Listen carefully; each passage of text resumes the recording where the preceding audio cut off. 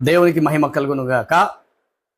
ప్రభువును రక్షకుడైన యేసుక్రీస్తు ప్రభు యొక్క ప్రశస్త నామమున ఈ యొక్క కార్యక్రమాన్ని చూస్తున్నటువంటి నా క్రైస్తవ సహోదరులకును అలాగే నా ముస్లిం సహోదరులకు ప్రభు పేరిట నేను శుభాలను తెలియపరుస్తూ ఈరోజు 26/7 నెల 2024 ఉదయకాల సమయము.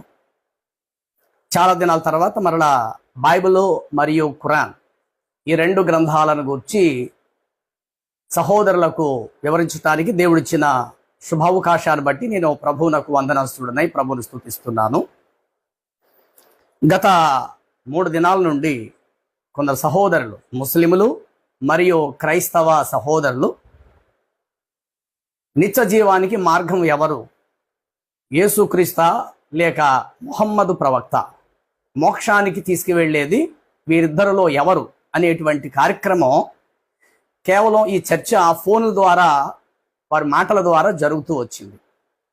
వారి మెసేజ్లు కూడా దాదాపు 3700 ఇప్పటికే 3736 మాటలు, లేదంటే వారు మాట్లాడుకునేటువంటి మెసేజ్లు నా దాకా పంపిస్తూ, ఇందులోనే కొందరు సహోదరులు, వారు ముస్లింలు మరియు క్రైస్తవులు కూడా, మక్బుల్ గారు మీరు ఎక్కడున్నారు, మీరు కూడా ఈ చర్చలో పాల్గొనాలి, తర్వాత మక్బుల్ గారు మీరు ఈ కార్యక్రమాన్ని స్పందించరా, మీరు కూడా వచ్చి డిబేట్లో పాలుపంపులు పొందాలి కదా అని కొంతమంది సహోదరులు, మరొక సహోదరుడు ఇట్లా తెలియపరుస్తూ వచ్చారు. ఈరోజు ఈ ప్రోగ్రాన్ని చేయడానికి కారణం ఏంటంటే, ముఖ్యమైన విషయం, ఈ డిబేట్లో పాలుపంపులు పొందితేనే సహోదరుడు మక్బుల్ గారు దైవ మార్గంలో నడుస్తున్నాడు అని అనుకోవచ్చు.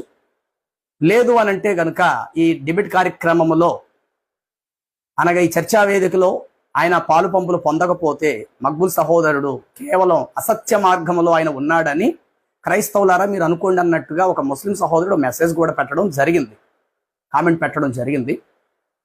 అయితే నేను మీతో పాటు కలిసి ఈ కార్యక్రమంలో మాట్లాడితేనే నేను సత్య మార్గంలో ఉన్నానని అనుకోవటం, నేను మీ డిబేట్లో లేకపోతే మీరు మాట్లాడే చర్చలో నేను సత్య మార్గంలో ఉన్నట్టే కదా అని అర్థం. మీరన్నట్టు మక్బూల్ గారు మాట్లాడితే ఈ చర్చలో పాలుపంపులు పొందితేనే ఆయన సన్మార్గంలో నడుస్తున్నాడని అనుకోవచ్చు, లేకపోతే మక్బూల్ గారు సత్యమైన ఇస్లాం మార్గాన్ని విడిచిపెట్టి అసత్య మార్గంలోకి ఆయన వెళ్ళిపోయాడని అనుకోవచ్చు అనేసి నాకు మెసేజ్ పంపించారు. సత్యమైన నిజమైన నిత్య జీవాన్ని తీసుకెళ్లే ఏకైక మార్గం అని ఎవరైతే నాకు మెసేజ్ పెట్టారో, కామెంట్స్ రూపంలో తెలియపరిచారో, ఆ సహోదరుడు, ముస్లిం సహోదరుడికి నేను తెలియపరుస్తున్న విషయం ఏంటంటే, మాట్లాడడానికి నేను ముందుకు వచ్చాను కాబట్టి నేను సత్య మార్గంలో ఉన్నానని మొదట మీరు నమ్మండి. ముఖ్యమైన మరొక విషయం ఏమిటంటే, మీరేదో మాట్లాడితే నేను సత్య మార్గంలో ఉన్నట్లు, కానీ మిమ్మల్ని బట్టి మాత్రమే అటు ముస్లిం సహోదరులు ఎటువంటి పరిస్థితిలో ఉందని ఎరిగే మీ ఇద్దరి విషయంలో కాస్త ఆలోచన, అవగాహనము మీరూరికి కావాలని చెప్పేసే ఈ 26వ తారీఖు 7వ నెల 2024 ఉదయకాల సమయంలో మీతో మాట్లాడడానికి నేను ముందుకు రావడం జరిగింది. యేసు ప్రభు వారి కాలంలో 40 దినాలు ఆయన ఉపవాసములో గడిపిన తర్వాత శోధకుడైన అపవాది ప్రభు యొద్దకు వచ్చి అంటాడు, నువ్వు దేవుని కుమారుడు అయితే పైనుండి కిందకు దూముకుము, అలా నువ్వు పడినప్పుడు నీ పాదాలకి రాయి తగలకుండా దేవదూతలు వచ్చి నిన్ను కాపాడుదురు అని ప్రభుతో మాట్లాడడం జరుగుతుంది. రెండవది, నువ్వు దేవుని కుమారుడు అయితే ఈ రాళ్లను రొట్టెలుగా చేసుకొని నువ్వు ఆకలకు నువ్వు భుజించు ఆహారంగా అంటాడు. ఈ విధముగా నువ్వు దేవుని కుమారుడు అయితే నాకు నమస్కారం చేయనే మాట కూడా అపవాది వాడటం జరుగుతుంది. ఈ 3 మాటలు అపవాది చెప్పినంత మాత్రం యేసు ప్రభు వారు తెగించి ఏ పని చేయాల.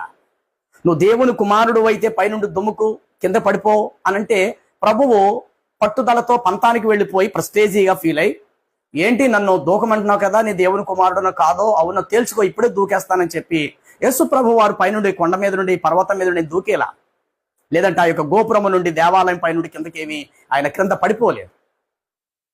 అపవాది శోధకుడైనటువంటి వాడు నువ్వు దేవుని కుమారుడు అయితే పైనుండి కిందకు దూకే అన్నాడు.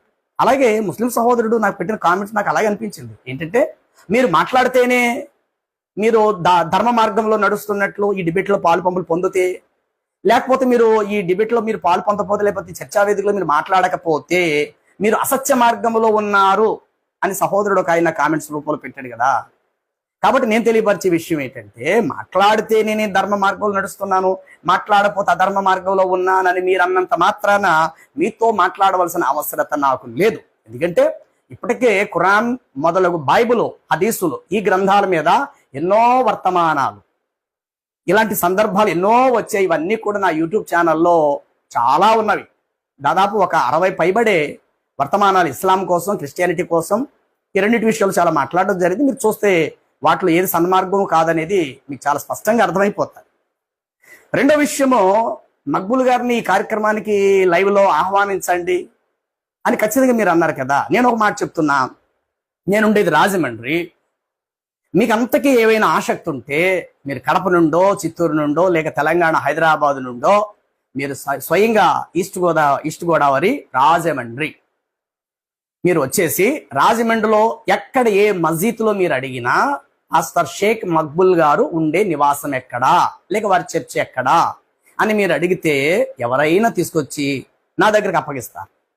దయచేసి మిమ్మల్ని ప్రేమతో ఆహ్వానిస్తున్నాను. ఈ కడప, చిత్తూరు నుండి ఈ యొక్క మెసేజ్లు పెట్టే సహోదరులను తెలియపరుస్తున్నాను. మీరేమైనా రావాలి, తెలుసుకోవాలనుకుంటే కనుక ఖచ్చితంగా నా దగ్గరికి రండి. చక్కగా నేను విందునిస్తాను. చక్కగా భోజనం చేసి ఇటు బైబిల్, ఖురాను రెండు విషయాలు కూడా చాలా మనం తెలుసుకుందాం. తప్పులేదు.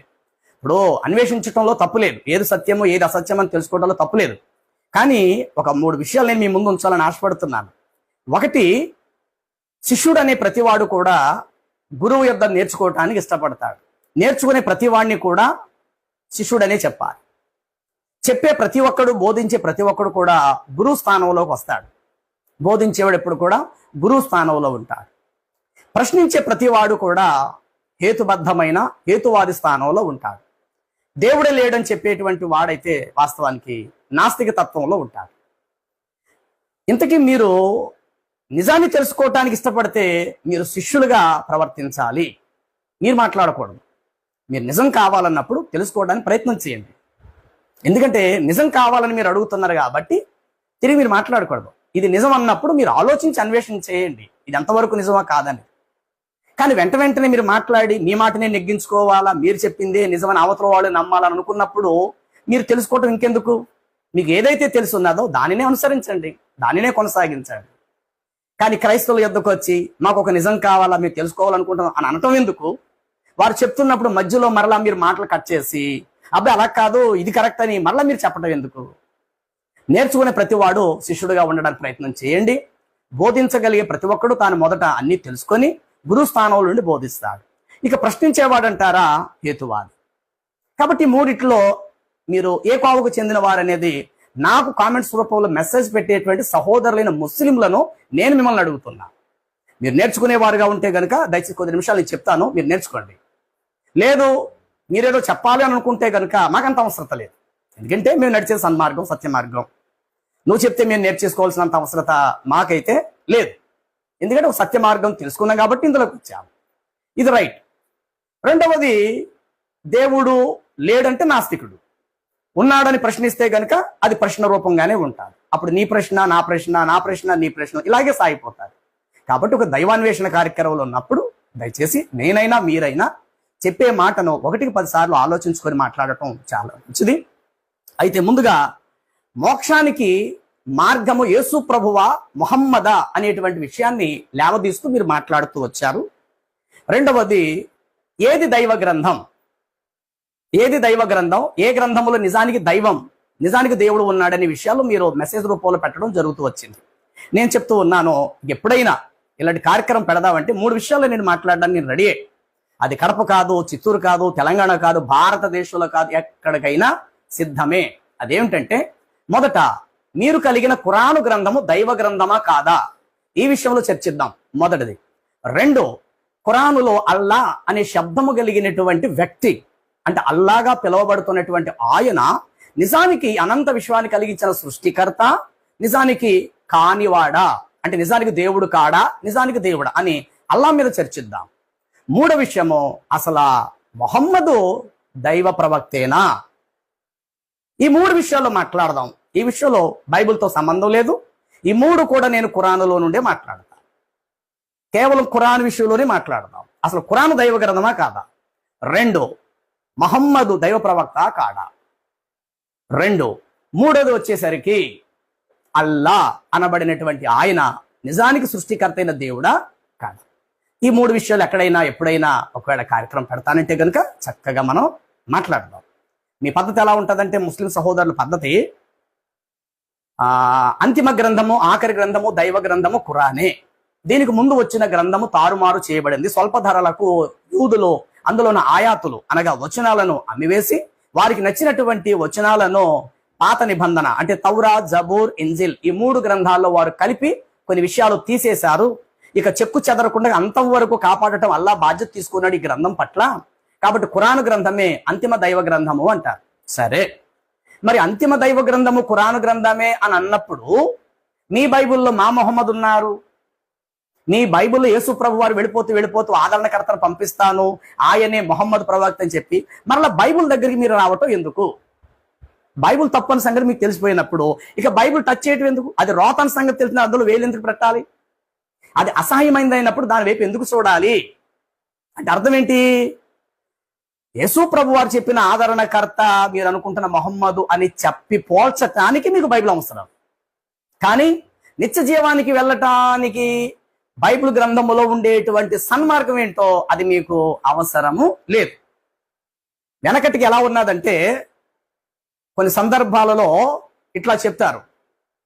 అదేంటంటే ఒక తండ్రి చనిపోయినటువంటి ఒక పిల్లవాడిని ఆ తండ్రి పనిచేసే ఒక యజమానుడు, ఏ ఇంట్లో అయితే పనిచేస్తున్నాడో ఒక పనివాడు, అతని యజమానుడు అంటున్నాడు, చనిపోయినటువంటి పిల్లవాడు యొక్క తండ్రి నిన్నటి వరకు కుటుంబానికి దిక్కుగా ఆధారంగా ఉన్నాడు, నా దగ్గర నిన్నటి వరకు పనిచేశాడు కూలి పనివాడిగా, ఈరోజు ఆయన చనిపోయాడు, ఆ కుటుంబానికి ఏ విధమైన ఆధారం లేకుండా పోయింది, కాబట్టి ఈ రోజు నుండి ఈ కుటుంబానికి నేను ఆధారంగా ఉంటాను, ఈ పిల్లవాడిని నేనే చదివిస్తాను, రేపటి నుండి ఈ పిల్లవాడు నా కుమారునితో సమానం, నాకు పిల్లలు ఉన్నారు, నా పిల్లలంతో ఈ పిల్లవాడు కూడా నా పిల్లల్లో ఒక పిల్లవాడిగా ఉంటాడు, ఈ పిల్లవాడి యొక్క సమస్త బాధ్యతలు కుటుంబం యొక్క బాధ్యతలు నేనే తీసుకుంటాను, ఈ పిల్లవాడిని నా సొంత కన్న కొడుకులాగా నేను చూసుకుంటాను అన్నాడు. నిజంగా ఈ మాట చుట్టుపక్కల వారు విన్నవారికి చాలా మంచిగా అనిపించింది.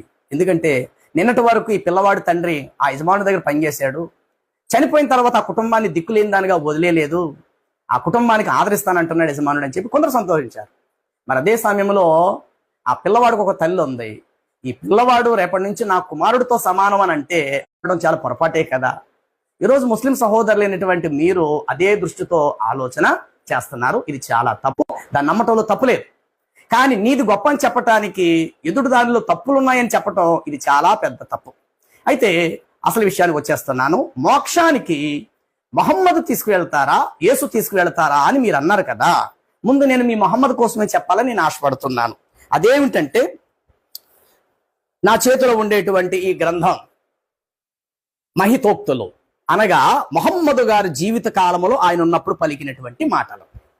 ఇందులో 65వ పేజీ నంబర్ ఈ విషయాలు ఆల్రెడీ సహీ బుఖారీలో కూడా రాయబడ్డాయి. ఇక్కడ ఏం చెప్తున్నారు మొహమ్మద్ అంటే, ఓ కురేషి ప్రజలారా, మీ ప్రాణములు నరకాగ్ని నుండి కాపాడుకొనుడి, నేను మిమ్మల్ని నరక శిక్ష నుండి నేను మిమ్మలను ఏ విధముగాను కాపాడలేను. చూసారా, మొహమ్మద్ చెప్తున్న మాట.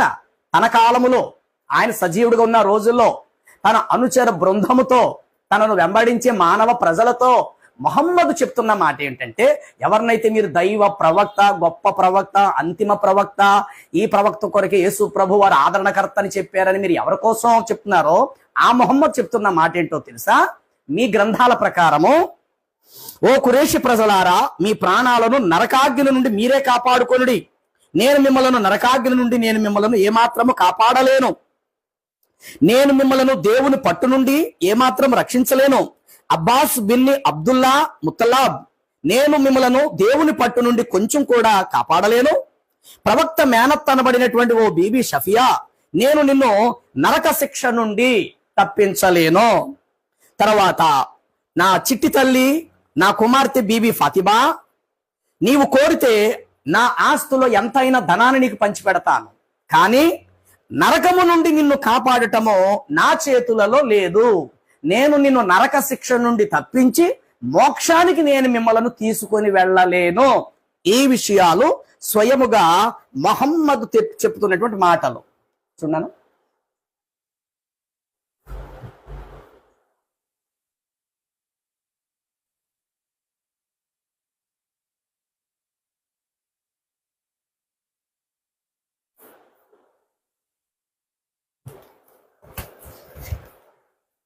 రెండో మాట ఏమిటంటే ఖురాన్ వాల్యూ 1,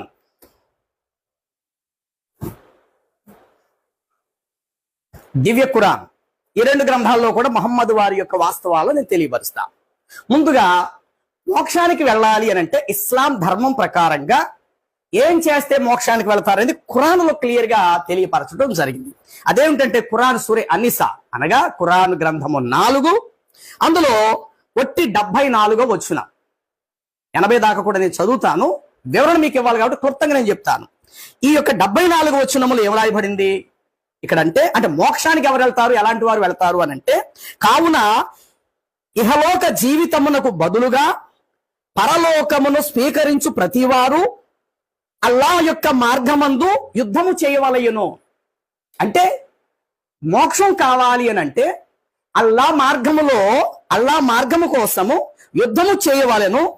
ఎవడు యుద్ధము చేసి వధించబడతాడో, లేక యుద్ధమును ఇతరులను వధిస్తారో, లేక విజయము సాధిస్తారో అట్టి వారు గొప్ప ఫలితమును పొందుదురు. అంటే మోక్షానికి చేరుకోవాలి, గొప్ప ప్రతిఫలం ఉంది. నరకము నుండి తప్పించబడటమే గొప్ప భాగ్యం, అదే పెద్ద ఫలము, అదే నిత్య జీవం. ఇంత భక్తి చేసేది నరక శిక్షను తప్పించుకోవడానికే.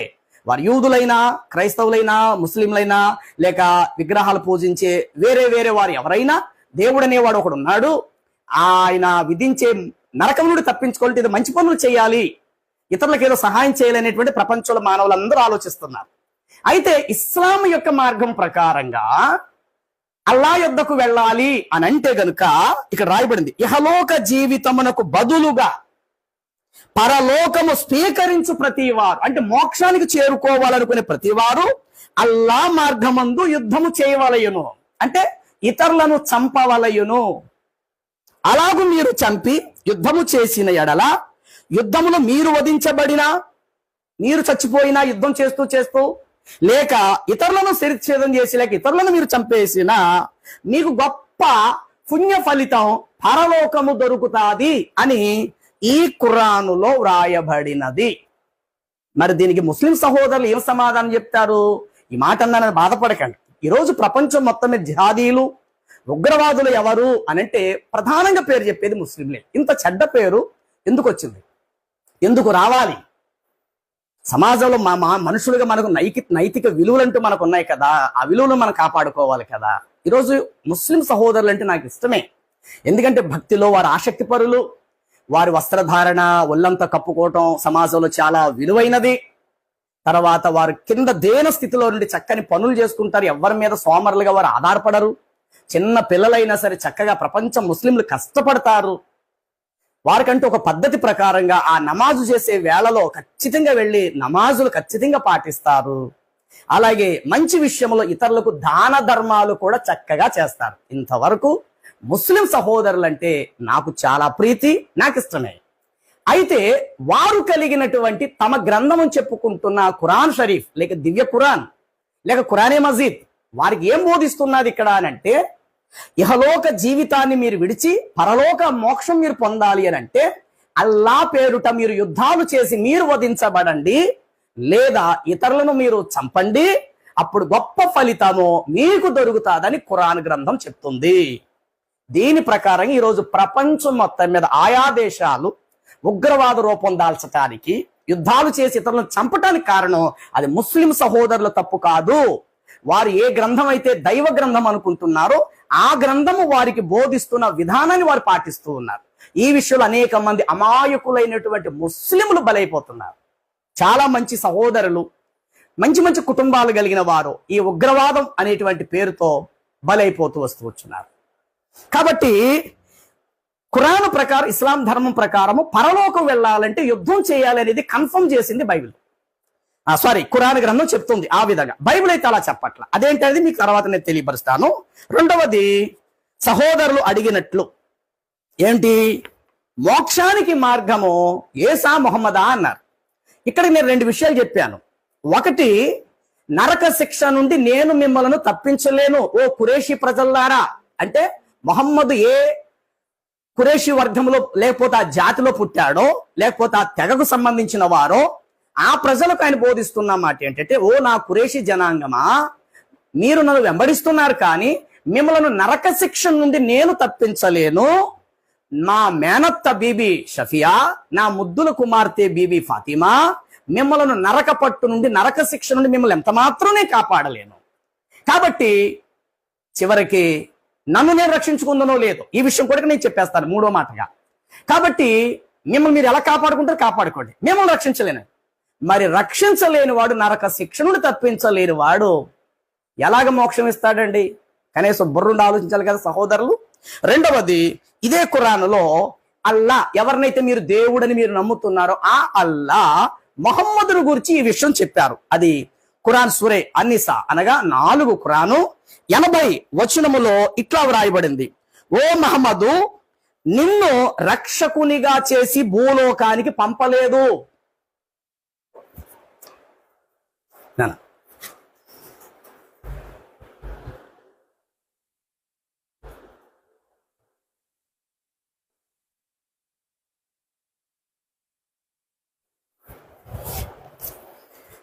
మొహమ్మదును గురించి ఖురానులో అల్లా తెలియపరుస్తున్న విషయం ఎలా ఉందంటే, ఓ మహమ్మదు, నిన్ను రక్షకునిగా చేసి లోకానికి భూలోకానికి పంపలేదు అని అంటూ, ప్రవక్త యొక్క పని అనగా ఓ మహమ్మదు నీ పని మత ప్రచారము చేయుటయే గాని ప్రజలు చేస్తున్న పాపాలు వారు చెయ్యకుండగా వారిని విడిపించి, పాపముల నుండి విడిపించి సన్మార్గములో నడిపించటమో ఓ ప్రవక్త అది నీ పని కాదు. మొహమ్మద్ పని ఏంటి? మత ప్రచారం చేయటమే మొహమ్మద్ పని తప్ప ఒక పాపం చేసే వ్యక్తినికి హితబోధ చేసి ఆ పాపము శాపము నుండి వాడిని విడిపించి ఒక దివ్యమైన సన్మార్గములు నడిపించటము మొహమ్మద్ పని కాదు అని మీరు ఆరాధించే అల్లా మీ ఖురానులో తెలియపరుస్తున్నారు. ఇక్కడ ఇది నా మాట కాదు సుమా. ఎవరైతే మెసేజ్ రూపంలో కామెంట్స్ రూపంలో తెలియపరుస్తూ వచ్చారో ఆ నా సహోదరులకు నేను తెలియపరుస్తూ ఉన్నాను. అదేంటంటే, మీరు పాలు పంపులు పొందరా, మీరు అసత్య మార్గంలో ఉన్నారు, అసలైన దైవ మార్గాన్ని మీరు విడిచిపెట్టేశారు అనేసి మీరు అన్నారు కాబట్టి నేను ముందుకు రావటం జరిగింది. కాబట్టి ఇక్కడ మొహమ్మద్ యొక్క స్థాయిని గుర్తిస్తే అల్లాహే స్వయంగా చెప్తూ ఉన్నారు. అదేంటంటే, నిన్ను నేను మత ప్రచారం చేసేవాడిగా మాత్రమే చేశాను కానీ ప్రజలు చేయుచున్న పాపాలు చేయకుండగా వారిని ఆటంకపరచటము నీ పని కాదు. పాపపుణ్యాలు తీర్పు తీర్చుట సృష్టికర్త యొక్క దేవుని పని అని చెప్పి అల్లా చెప్తున్నాడు. పాపపుణ్యములు తీర్పు తీర్చుటూ సృష్టికర్త యొక్క దేవుని పని అని మీరు పూజించే అల్లా మొహమ్మదుతో చెప్తూ ఉన్నాడు.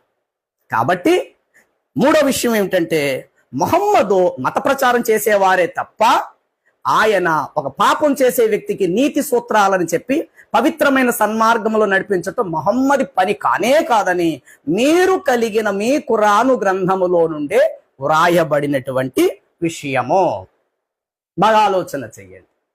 కాబట్టి యుద్ధము చేస్తే, ఇతరులను చంపితే మీకు పరలోకం దొరుకుతుందని ఖురాన్ చెప్తుంది. రెండవది, నరక శిక్ష నుండి కాపాడటం నా చేతుల్లో లేదు సుమా అనేసి మొహమ్మదే తనకు తాను ఒప్పుకున్నాడు. మూడో విషయం ఏంటంటే, అసలు నీవు మనుషులను పాపంలో ఉన్న వారిని పవిత్రమైన మార్గంలో నడిపించటం ఎప్పటికీ నీ పని కాదు. మత ప్రచారం చేయటమే ఓ మహమ్మదు నీ పని అని చెప్పేసి ఖురానులో చెప్పబడింది. మరి ఈ విషయంలో ఆలోచిస్తే మరి మొహమ్మదుకు మోక్షం ఎట్లా? మొహమ్మదు వారికి మోక్షం ఎట్లా? మొహమ్మదు ఎంతో మొహమ్మదు యొక్క అనుచరు బృందం వంటి వారే, మొహమ్మదు కుటుంబంలో వారి పిల్లలు ఆయన వంటి వారే. అంటే మొహమ్మదు యొక్క కుటుంబానికే రక్షణ లేనప్పుడు, నిత్య జీవం వారికే లేనప్పుడు, వారికి ఆయన ఇవ్వలేనప్పుడు మొహమ్మదు వారికి ఏమైనా రక్షణ దొరుకుద్దా? మొహమ్మదు వారికి ఏమైనా పరలోకం ఏమైనా దొరుకుతాదా? దీనికి కరెక్ట్ గా సమాధానం చెప్పండి ముస్లిం సహోదరులు. ఇకపోతే ఇక బైబిల్లో నుండి యేసుక్రీస్తు ప్రభు వారి యొక్క విలువైన అంతస్తు ఏంటో తెలియపరుస్తా. యోహాను సువార్త 5వ అధ్యాయము, యోహాను సువార్త 5వ అధ్యాయము 21 నుండి 29 వచనం వరకు చదివితే ఇట్లా వ్రాయబడి ఉంటుంది. యోహాను సువార్త 5వ అధ్యాయము 21 నుండి ఇట్లా వ్రాయబడింది. తండ్రి మృతులను ఎలాగు లేపెనో, ఎలాగు బ్రతికించును, అలాగే కుమారుని కూడా గణపరచవలనని తీర్పు తీర్చుటకు సర్వాధికారము కుమారునికి అప్పగించి ఉన్నాడు.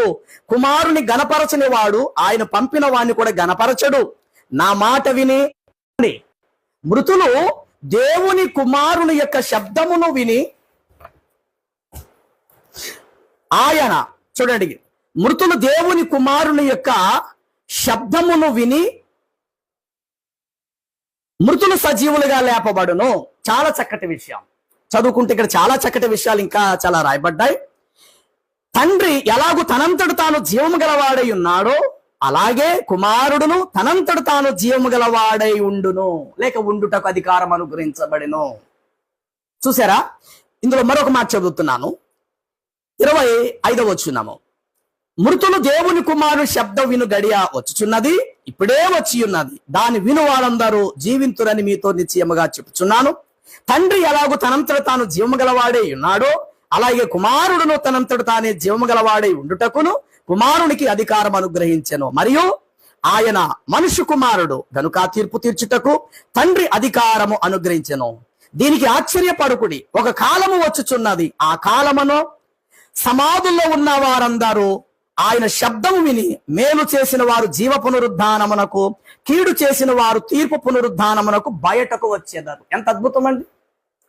యేసు క్రీస్తు వారే నిజానికి మోక్షానికి తీసుకువెళ్ళగలిగిన వాడని చెప్పటానికి, ఆయనను బ్రతికుండగానే నమ్మటానికి ఒక అద్భుత విషయం చేసి పెట్టారు. అదేంటంటే, చనిపోయినటువంటి వారిని అనేకులను ఆయన సజీవులుగా తన మాట చేత బ్రతికించారు. అంటే ఆయన ఈ లోకములో మరియ గర్భాన పుట్టి కొంతకాలం ఈ భూమి మీద శరీరధారుడుగా జీవించిన రోజుల్లో చనిపోయినటువంటి వారిని తన మాట చేత బ్రతికించిన సామర్థ్యత గలవాడు, మోక్షాన్ని ఇవ్వటానికి కూడా ఆయన మాత్రమే సమర్థుడు అని చెప్పటానికే ఆయన మృతులలో అనేకులను బ్రతికించి సజీవులుగా చేసి పెట్టాడు. లాజరు అని చనిపోయిన ఒక వ్యక్తిని పిలిస్తే సమాధిలో చనిపోయి అప్పటికి 4 రోజులైంది సమాధిలో పెట్టబడి అతడు సజీవుడుగా బ్రతికి వచ్చాడు. అతనిలో ప్రవేశపెట్టబడిన ఆత్మ ఎవరి చేతుల్లో ఉన్నట్లు? 2, చనిపోయినటువంటి నాయీను అనే ప్రాంతానికి చెందిన ఒక వెధవరాని కుమారుడను, చిన్నవాడా లెమ్ము అన్నాడు. ఆయన మాట వినడంతో చనిపోయిన పిల్లవాడు సజీవుడిగా బ్రతికించబడ్డాడు. 3వది, ఒక శతాధిపతి, ఆ యొక్క యాయిర్ అనేటువంటి ఒక అధికారి, అతని కుమార్తె చనిపోయినప్పుడు యేసు ప్రభు ఆ ఇంట ప్రవేశించి ఆ చనిపోయిన పిల్ల చిన్నదాని యొక్క చేపట్టుకొని తల్లి తాకుమి అన్నాడు. వెంటనే ఆ చిన్న పిల్ల సజీవురాలిగా బ్రతికించబడింది. ఎందుకు చేశారో తెలిసి కార్యాలు? బ్రతికుండగా ఆయన నిత్య జీవం ఇవ్వటానికి ఆయన మాత్రమే సమర్థుడు అని చెప్పటం కొరకు మృతులను అనేకులను బ్రతికించాడు. ఇదే పని పాత నిబంధనలో ఏలియా, ఎలీషా అని 2 వ్యక్తులు, ప్రవక్తలు, వారు కూడా చనిపోయిన 2 పిల్లలను బ్రతికించారు. కానీ వారు నా మాట విలువారు నిత్య జీవం గలవారని వారు చెప్పలేదు. మృతులను బ్రతికించువాడను నేనే, తీర్పు తీర్చువాడను నేనని ఆనాటి కాలంలో ప్రవక్తలు ఆ మాట అయితే వారు చెప్పలేకపోయారు. వారు యెహోవా నామము పేరుట, ఏ దేవుడైతే వారిని ఈ లోకానికి పంపించారు ప్రవక్తలుగా, ఏలియా, ఎలీషాను, ఆ దేవునిని బట్టి ఆ పిల్లలను ఆయన నామమును బ్రతికించారు. మరి ఇక్కడ యేసుక్రీస్తు ప్రభు వారు ఏ నామమును బట్టి వారిని బ్రతికించలే గాని లాజరు అని ఆయన శబ్దం, నోటి మాట పలకడంతో చనిపోయిన వాడు బ్రతికాడు. ఎందుకు ఇలా చేశారు ఆయన అంటే, భవిష్యత్తులో నిత్య జీవము సమాధుల్లో ఉన్న వారందరినీ సజీవులుగా చేసి ఒక రోజున పునరుద్ధానమందు నిత్య జీవం ఇవ్వటానికి ఈయన మాత్రమే సమర్థుడని తన్ను తాను తెలియపరుచుకోవటానికి చనిపోయిన అనేకులను ఆయన సజీవులుగా బ్రతికించారు. కనీసం ముహమ్మద్ జీవిత కాలం అంతటిలో, ఎందుకంటే యేసుప్రభు వారు బోధించిన చాలా తక్కువ సమయంలో ఆయన ఆ రక్షణ సువార్తను బోధించారు. దాదాపు ముహమ్మద్ 23 సంవత్సరాల వరకు ఇస్లాం మతాన్ని బోధిస్తూనే వచ్చారు. ఇకపోతే యేసు కంటే కూడా మరొక ఎక్కువ సంవత్సరాలు బ్రతికింది కూడా ఆయనే. దాదాపు 63 సంవత్సరాల వరకు ముహమ్మద్ బ్రతికారు. యేసు 33 సంవత్సరాల వరలో ఆయన చనిపోయారు. అంటే యేసు కంటే మరొక వంతు ఎగస్ట్రా బ్రతికాడు. కానీ ఇన్ని సంవత్సరాలు బ్రతికిన ఒక రోగిని తన చేతులతో ముట్టి స్వస్థపరచటం గాని, చనిపోయిన ఒక వ్యక్తిని తన మాట చేత బ్రతికించటం గాని మహమ్మదు జీవితంలోనే లేదు. అలాంటిది భూమి మీద బ్రతుకున్న వాడిని, చచ్చిపోయిన వాడిని బ్రతికించలేని ఈ మహమ్మదు ఇక నిత్య జీవానికి, మోక్షానికి ఈయన ఎట్లా తీసుకెళ్ళగలుగుతాడో కాస్త బుర్రన్న సహోదరులు ఆలోచన చెయ్యండి. రెండో విషయం కూడా తెలియపరుస్తున్నాను. యేసుక్రీస్తు ప్రభు వారి యొక్క విలువైనటువంటి ఔన్నత్యమును గూర్చి కొలస్సీ పత్రిక 3:4 ఇట్లా రాయబడి ఉంటది. మనకు జీవమయ్యున్న క్రీస్తు, మనకు జీవమయ్యున్న క్రీస్తు. కొలస్సీ పత్రిక 3:4 ఇట్లా వ్రాయబడినది. మనకు జీవమయ్యున్న క్రీస్తు రెండవసారి మరలి భూమి మీదకి ఆయన ప్రత్యక్షమైనప్పుడు మీరును ఆయనతో కూడా మహిమ ఎందుకంటే నిత్య జీవమందు ప్రవేశపెట్టబడుదురు. చాలండి, ఎంత అద్భుతము. మనకు జీవమై ఉన్న క్రీస్తు రెండవసారి ఈ భూమి మీదకి వచ్చినప్పుడు ఏం జరుగుతుంది అనంటే, ఆయనను బట్టి మరణించిన వారు, మృతులైన వారు ఆయన ప్రత్యక్షం అవడంతో ఆయన ప్రత్యక్షను బట్టి మీరు కూడా ఆ మహిమలో ప్రవేశపెట్టబడతారు. అంటే యేసుక్రీస్తు ప్రభు వారి ద్వారానే విశ్వమానవులందరికీ కూడా నిత్యజీవం, అంటే క్రీస్తుకు పూర్వము భూమి ఆకాశములు పుట్టినది మొదలి ఆదాము అనబడిన తొలి సంతానం మొదలుకొని చిట్ట చివరి చనిపోయే మనిషి వరకు యేసుక్రీస్తే మధ్యవర్తి. అటు క్రీస్తుకు పూర్వం మరణించిన వారికి ఆయన విమోచన క్రయధనం, క్రీస్తు తర్వాత నుండి ఆఖరి వరకు చనిపోయిన వారికి కూడా యేసుక్రీస్తు వారే మోక్ష ప్రదాత. ఆయన ద్వారానే నిత్య జీవము. రెండో విషయం తెలియపరుస్తున్నాను. మూడో మాట ఏంటంటే, బైబిల్ ప్రకారము కొరింథీలకు పౌలు రాసినటువంటి తన తొలి పత్రిక 15వ అధ్యాయము 20 వచనము 23 వచనం వరకు, అంటే 3 వచనాలు చదివితే సరిపోతుంది. మొదటి కొరింథీ పత్రిక 15వ అధ్యాయము 20 వచనం నుండి 23 వరకు.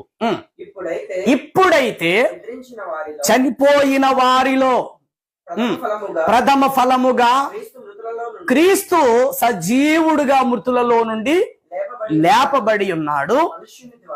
అంటే ఆదాము ద్వారా మరణము వచ్చినది కాబట్టి తిరిగి రెండవ కడపటి ఆదాము అనబడిన యేసుక్రీస్తు ద్వారా మృతులకు పునరుద్ధరణ, అంటే సమాధుల్లో మరణించిన వారందరూ కూడా సజీవులుగా లేపబడతారు.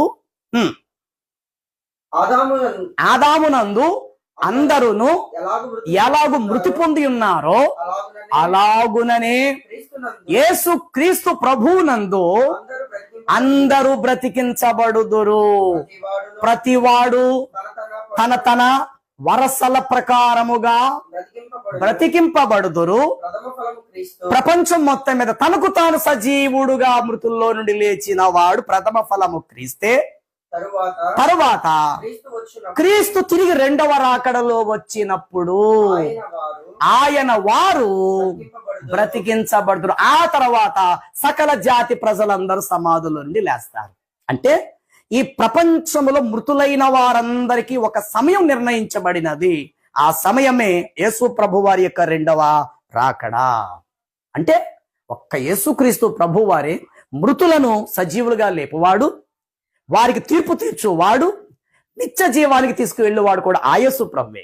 అదే యోహాను సువార్త 14వ అధ్యాయము 6వ వచనములో యేసు ప్రభు వారి భూమి మీద బ్రతుకున్నప్పుడు చెప్పిన మాట ఏంటంటే, అందుకు యేసు ఇట్లా నేనే మార్గం, నేనే సత్యము, నేనే జీవము, నా ద్వారా తప్ప ఎవడు పరలోకమునకు అనగా తండ్రి యొద్దకు రాలేడు. ఎంత అద్భుతం!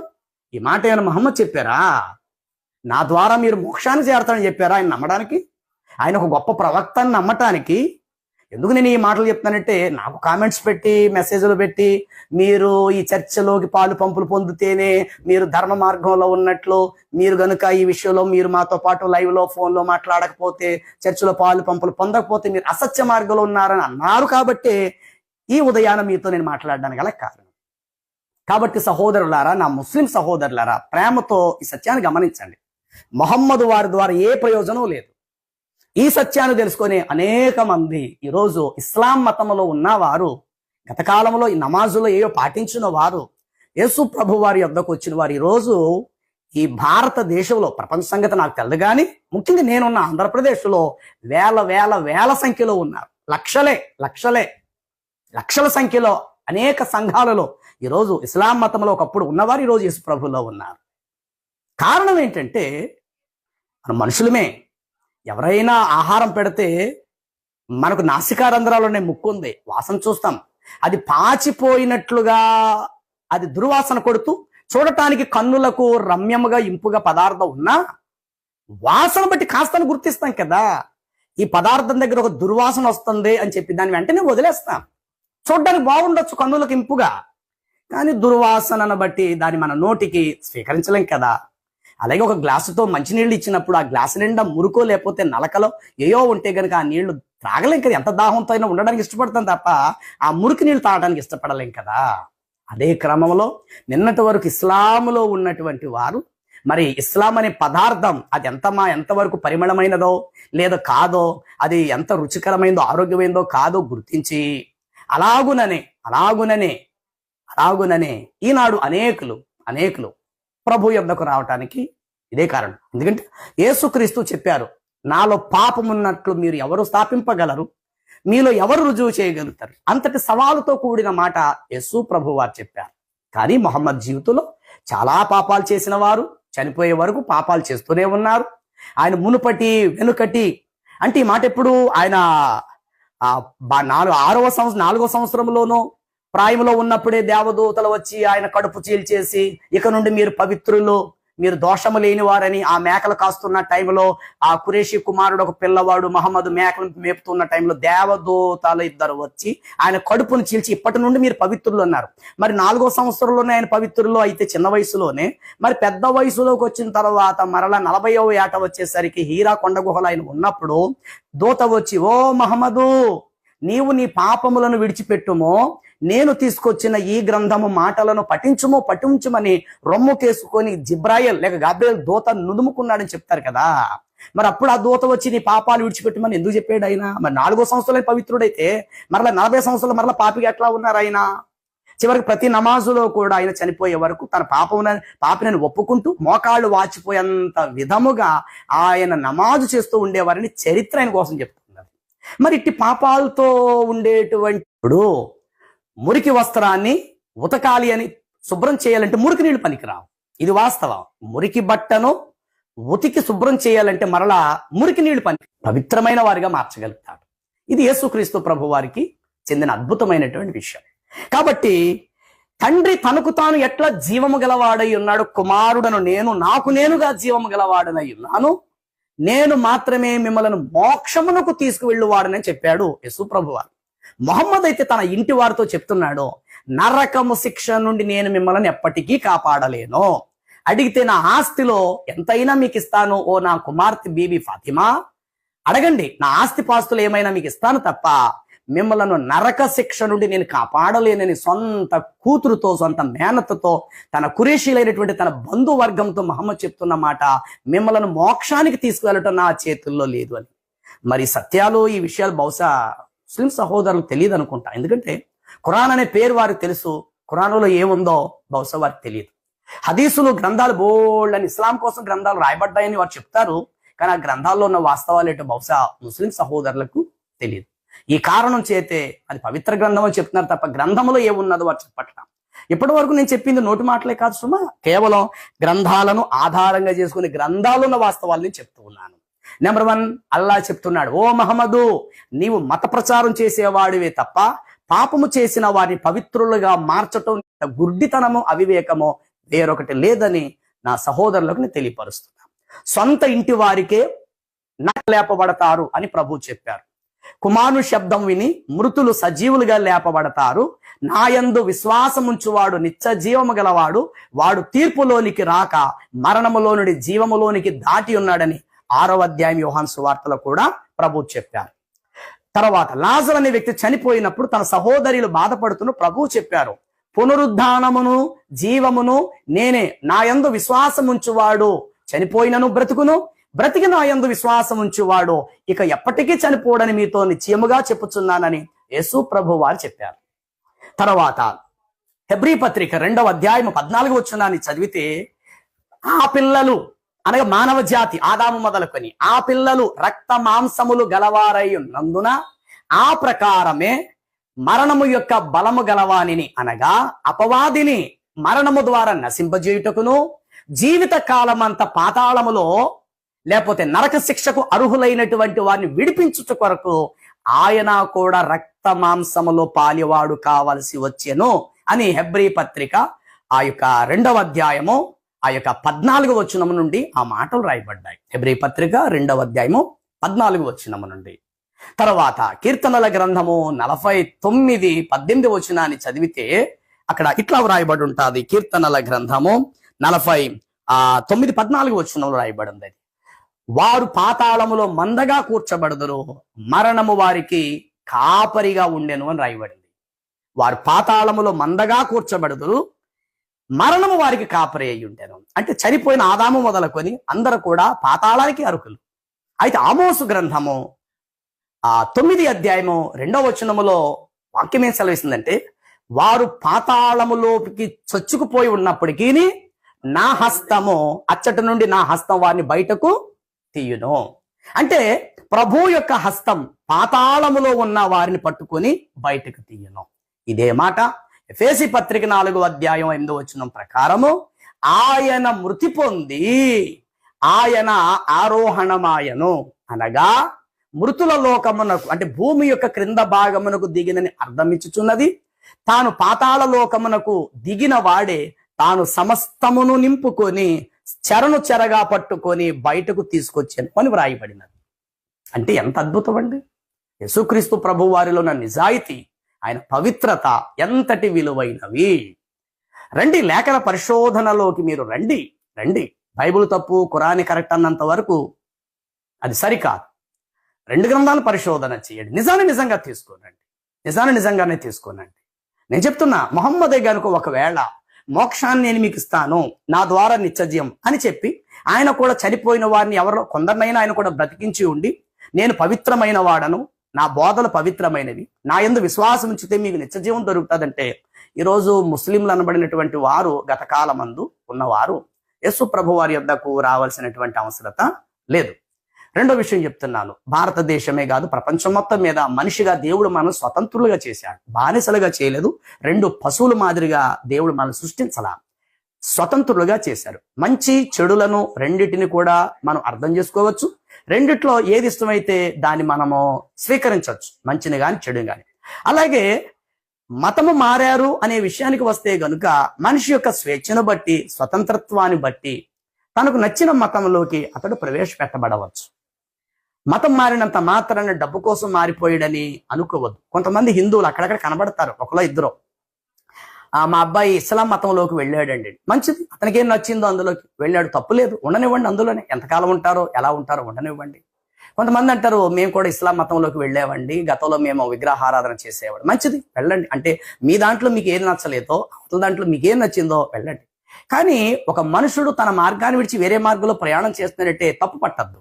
ఇది నేను చెప్తున్న విషయం. ఈరోజు కొంతమంది ఇస్లాం మతంలోకి వెళ్ళినప్పుడు ఎందుకు అందులోకి వెళ్ళిన ఏ రోజు నేను అడగను, నాకు అవసరం లేదు కూడా. నేను అనుకునేది ఏంటంటే, నా దేవుడు నా ఎందుకు కృప చూపించి నన్ను ఒక దివ్య మార్గంలో నడిపిస్తున్నాడని నేను అనుకుంటా. అలాగే కొంతమంది ఒక క్రిస్టియనే కావచ్చు, వాక్యం పరిపూర్ణంగా తెలియలేని, అవగాహనము లేని వారు ఒకవేళ ఇస్లాం మతంలోకి వెళ్ళారంటే వెళ్ళొచ్చు, అది వారి ఇష్టం. అది కానీ గ్రంథ పరిశోధన లేని వారు ఈ విధంగా నాకులాగా మాట్లాడి సత్యాన్ని తెలుసుకొని మరి దైవం కోసం నిలబడేటువంటి వారు అయితే గనుక, లేఖన పరిశోధనలో వాస్తవాలు గ్రహించి నాకులా మాట్లాడేవారు కనుక అయితే అలాంటి వారితో నేను మాట్లాడడానికి నేను సిద్ధంగానే ఉన్నాను. అనగా ఒక క్రిస్టియన్ ఇస్లాం మతములోకి వెళ్ళి గ్రంథ పరిశోధన గలవాడు, గత కాలములో అతడు సంపూర్ణ క్రైస్తవుడుగా అనేకుల చేత సాక్ష్యము పొందిన వాడై ఉండి, అలాంటి వారు ఒక సహోదరులు ఎవరైనా ఉంటే కనుక, బ్రదర్ నేను క్రిస్టియానిటీని విడిచిపెట్టి ఇస్లాం మతంలోకి వెళ్ళండి, వారిష్టపూర్వకంగా వస్తేనే, అది కూడా నేనేం బలవంతం చేయను, రమ్మని నేను చెప్పను. వచ్చి నేను వెళ్ళింది మార్గం కరెక్ట్ అని అంటే కనుక ఎందుకు కరెక్ట్ అనేటువంటిది వారితో నేను మాట్లాడడానికి నేను సిద్ధమే. కాబట్టి సహోదరులారా, నేను తెలియపరిచేటువంటి అద్భుతమైనటువంటి విషయం ఏంటంటే, మౌనంగా ఉన్నవాడిని ఇందులో లాక్కండి. ఎందుకంటే వీటిలో నేను పండిపోయాను, ఆరితేరాను. ఇస్లాం, క్రిస్టియానిటీ, అటు ఖురాన్, ఇటు బైబిల్, అటు యేసు ప్రభు, ఇటు మహమ్మద్ ప్రవక్త, ఈ మూడు కూడా నేను బాగా చవి చూశాను. చూసే మంచి మార్గంలో నేను నడుస్తున్నాను. ఇంతకుముందే చాలా ముస్లిం సహోదరులు పెద్ద పెద్ద వాళ్ళతోటే చర్చా వేదికలు జరిగాయి ఇదే రాజమండ్రి పట్టణంలో. వారిలో కొందరు సజీవులుగా ఉన్నారు, కొందరు చనిపోయారు సహోదరులు. ఇంకా సజీవులు ఉన్న వారిని అడగండి. మక్బూల్ గారితో ఎప్పుడైనా ఈ చర్చా వేదిక జరిగిందంటే 92వ సంవత్సరం నుండి ఇదే రాజమండ్రిలో ముస్లిం సహోదరులు హైదరాబాద్, ఇంకా విజయవాడ, గుంటూరు, కర్నూలు ప్రాంతాల నుండి వచ్చి నాతో మాట్లాడే సందర్భాలు ఉన్నాయి. నేను అనేక చోట్ల సభలకు వెళ్ళినప్పుడు నా పేరు చూసి ఎంతో మంది ముస్లింలు వచ్చి నన్ను ప్రశ్నించినప్పుడు దాదాపు అనేక వందలాది ముస్లింల మధ్య సమాధానం చెప్తూ రావటం కూడా జరిగింది. అంతే తప్ప మీరు ఫోన్లో లైవ్లో మీరు మాట్లాడుకుంటూ మక్బూల్ గారు ఈ చర్చిలోకి వస్తేనే ఆయన సన్మార్గంలో ఉన్నట్లు, లేకపోతే ఆయన భయపడిపోయి ఈ వేదిక ఈ విషయంలో మాట్లాడపోతే అసత్య మార్గంలో ఉన్నట్లు అని చెప్పేసేసి కామెంట్స్ మీరు పెట్టడం సరికాదు. ఎందుకంటే నేను స్వార్థకుడను, నాకు సంఘాలు ఉన్నాయి, విరామము లేని పని దేవుడు నాకు అప్పగించాడు. మీరేదో ఫోన్ చేసేసి ఇప్పుడు మాట్లాడండి అంటే మీకులాగా నేను ఖాళీగా ఉండే వ్యక్తిని అయితే నేను కాదు. ఎందుకంటే నాకంటూ వెనకాతల బోల్డు ప్రభు అప్పగించిన విస్తారమైనటువంటి పని ఉంది, విరామము లేని పని ఉంది. కాబట్టి ఆ పనిలో నా తండ్రి అప్పగించిన పనిలో నేను ఉండవలసి ఉంది. అంతప్ప మీరు ఏదో ఫోన్ చేసి మీరు లైవ్లోకి వచ్చేయండి, మీరు రాత్రి అంతా మాట్లాడి, మీరు ఆ రోజు ఉదయం మాట్లాడిన మీరు రాత్రి 12:30 వరకు మీరు మాట్లాడుతూనే ఉన్నారు. అంత అవసరమా? మీరు నడిచే మార్గం మీరు నడండి, వారు నడిచే మార్గం వారు నడుస్తారు. అంతే తప్ప మోక్షానికి వీళ్ళిద్దరిలో ఎవరు తీసుకెళ్తారంటే చెప్పేశాను కదా ఇప్పుడే. దయచేసి విన్నవారు ఆ తర్వాత మీకేమైనా నిజం తెలిస్తే స్వీకరించండి. ఇంకా మీకు తెలియపోతే కనుక రాజమండ్రి వచ్చేయండి. రాజమండ్రి వచ్చేసి ఏ మసీద్ యొద్ద మీరు వెళ్ళి ఇలాగా పాస్టర్ మక్బూల్ ఆయన ఇల్లు ఎక్కడ, ఆయన చర్చ ఎక్కడ అని అంటే స్వయంగా మసీదులో ఉన్నవాడు తీసుకొచ్చి నాకు అప్పగిస్తారు. కాబట్టి నా దగ్గర తీసుకొస్తారు, చక్కగా కూర్చుందాం. ఇలా చాలా మంది వచ్చారు. అలా వచ్చిన వారు చాలా మంది ప్రభువుని తెలుసుకున్నారు. కొంతమంది మరి వారు లేదు బ్రదర్ మా మార్గంలో మేము ఉంటామన్న వారు కూడా చాలా మంది ఉన్నారు. అలాగే మిమ్మల్ని కూడా నేను ఆహ్వానిస్తున్నాను. ఎప్పుడైనా రండి, గ్రంథాలే పట్టుకొని రండి, నా దగ్గర కూడా గ్రంథాలు ఉన్నాయి. కూర్చొని మనం చక్కగా మాట్లాడు. అది కూడా నాకు సమయం దొరకాల, నాకు సమయం దొరకాలి. ఎందుకంటే నెలంతా కూడా నేను బిజీగా ఉంటాను. ఎప్పుడైనా వర్షాకాలం కొంత బయటికి వెళ్ళలేని పరిస్థితి సందర్భంలో అయితే కొంత ఖాళీగా నాకు దొరుకుద్ది. అది ముందుగా మీరు ఒక 6 మాసాల ముందుగానే నా దగ్గర డేట్ తీసుకోగలిగితే గనుక నేను ఆ సమయం మీకు ఇస్తాను. ఇప్పుడు కూర్చొని చక్కగా మాట్లాడచ్చు. ఫైనల్గా నేను చెప్పేటువంటి చివరి విషయం ఏంటంటే, ఖురాన్ ప్రకారముగా మహమ్మదు ఒక పాపిని పరలోకానికి తీసుకువెళ్ళలేడు, అనగా ఒక మనిషికి నిత్య జీవాన్ని ఇవ్వలేడు. ఎందుకంటే తన సొంత కూతురికి, మేనత్తుకు, తన ఇంటి వారికే నరక శిక్ష నుండి తప్పించే మార్గం నాకు తెలియదని చేతులు ఎత్తేసాడు మహమ్మద్. 2 అల్లా స్వయంగా చెప్పాడు, ఓ మహమ్మదు నువ్వు మత ప్రచారం చేసేవాడివే తప్ప పాపం చేస్తున్న వ్యక్తిని పాపం నుండి విడిపించటం నీ పని కాదని. అంటే పాపం నుండి పాపిని విడిపించలేని వాడు ఇక అతడు పరలోకం ఎలా ఇవ్వగలుగుతాడండి? ఆయన కనీసం జ్ఞానం ఉండాలి కదా ఆలోచించడానికి కూడా. ఇక్కడ మారలేని చిల్లు పడిపోయినటువంటి నోటు ఎక్కడ మారుతుంది? ఇక్కడ 10 దుకాణాల్లో మారలేదు, చిరుగుపోయిన కాగితం బెజ్జాలు పడిపోయింది. ఇక్కడ మారలేదు, నీకు ఎక్కడ మారుతుంది? బ్రతుకుంటుండగానే ఆయన జీవితంలో చెప్పిన మాటలో మిమ్మల్ని నరక శిక్ష నుండి నేను తప్పించలేనని ఆయనే ఒప్పుకున్నప్పుడు మొహమ్మద్ మోక్షం ఇస్తాడని మీరెట్లా నమ్ముతున్నారు? తర్వాత మొహమ్మద్ మత ప్రచారం చేసేవాడే తప్ప ఆయన పాపిని పరిశుద్ధుడిగా చేసేవాడు కాదని అల్లా చెప్పాడు. 3వది ఖురాను ప్రకారము పరలోకం కావాలి అని అంటే అల్లా పేరిట మీరు యుద్ధాలు చేసి వధించండి అని చెప్తుంది ఖురాన్. అప్పుడే మోక్షం దొరుకుద్దట. మరి ఈ మాట బయట సమాజానికి అది ఎంతవరకు అది వాస్తవమో సమాజాన్ని అడిగి తెలుసుకోండి. ఏమని? మా ఇస్లాం మత ప్రకారం మోక్షం కావాలంటే మీరు జిహాదీలు అవ్వాలి, అంటే మీరు ఇతరులతో యుద్ధాలు చేసి అల్లా పేరుట ఇతరులను మీరు చంపండి, అప్పుడు మీకు మోక్షం దొరుకుతుంది అన్న మాట డైరెక్ట్ పబ్లిక్ లోకి చెప్పండి. ఎందుకంటే నేను చెప్పిన ప్రతి మాట ఖురానును హదీసులను ఆధారంగా తీసుకొని మీకు చెప్పాను. 3 విషయాలు. నెంబర్ 1, ఇస్లాం ధర్మం ప్రకారం ఒకటి మోక్షం కావాలంటే యుద్ధాలు చేసి మెడలు ఇక మనుషుల్ని చంపితే మోక్షం దొరుకుద్దని ఖురాన్ చెప్తుంది. 2, ఖురాన్ ప్రకారంగా మహమ్మదు నువ్వు మత ప్రచారం చేసేవాడివే తప్ప ప్రజలను పరిశుద్ధులుగా మార్చటం నీ పని కాదు, నువ్వు మత ప్రచారం చేసేవాడు తప్ప మోక్షానికి తీసుకొచ్చేవాడు కాదు. 3వది, నేను మిమ్మల్ని నరక శిక్ష నుండి కాపాడి మోక్షానికి మిమ్మల్ని తీసుకువెళ్ళలేను. ఈ 3 మాటలు ఖురాన్, అల్లా, మొహమ్మద్ చెప్పిన 3 మాటలు మీ ముందు ఉంచాను. పోతే బైబిల్ ప్రకారం యేసు చెప్పాను, నేనే మార్గం సత్యము జీవం, నా ద్వారా అన్నాడు. అది ఆదాము ద్వారా కాదు, అబ్రహాము ద్వారా కాదు, ఇస్సాకు యాకోబుల ద్వారా కాదు, ఇష్మాయిల్ ద్వారా కాదు, మోషే ద్వారా కాదు, దావీదు ద్వారా కాదు, నా ద్వారా అంటే వేరెవరూ లేరు అని అర్థం. సుప్రభు వారి ద్వారా నిత్య జీవం. తర్వాత మృతులను బ్రతికించుటకు కుమారుడు తనంతట తాను జీవము గలవాడై ఉన్నాడు అన్నాడు.